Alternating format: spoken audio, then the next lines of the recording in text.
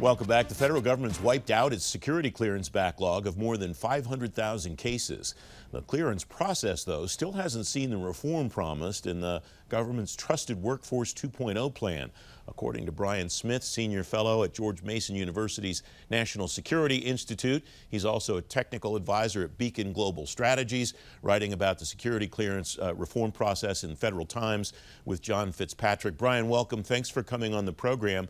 You and John write in this piece regarding the clearance backlog. Well done. The major work of reform, however, still lies ahead. What, in your view, still needs to be done, Bryan? Well, we cleared out that backlog of 500,000 cases through kind of a brute force approach. We added capacity, which had been severely reduced after OPM let go one of its contractors. And we also centralized the function in DoD. Did a few smart policy moves, moving more to continuous evaluation to replace the 5-year, very lengthy periodic updates.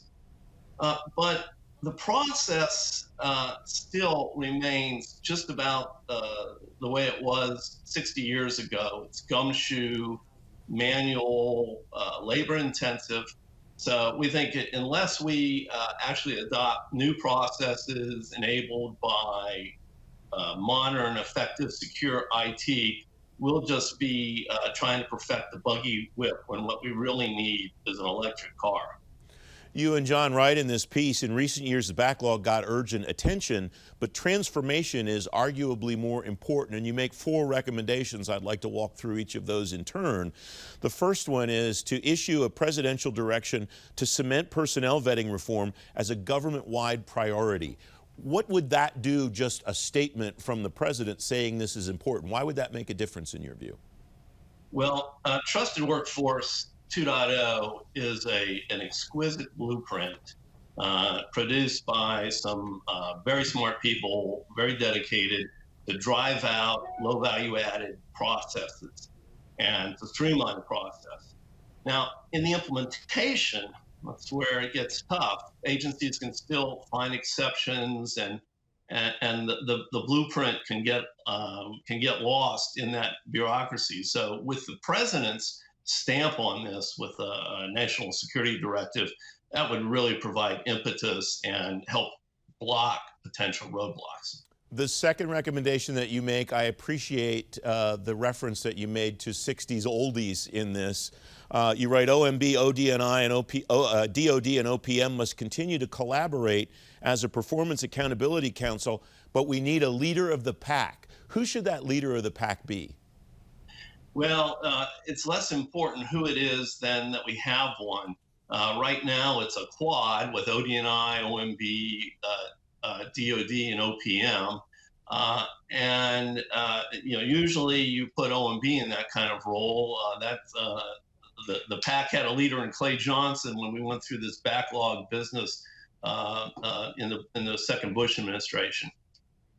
The third recommendation that you and John make is taking full advantage of the NBIS rebaselining to make the fundamental program changes necessary for success. Is there agreement on what those program changes should be?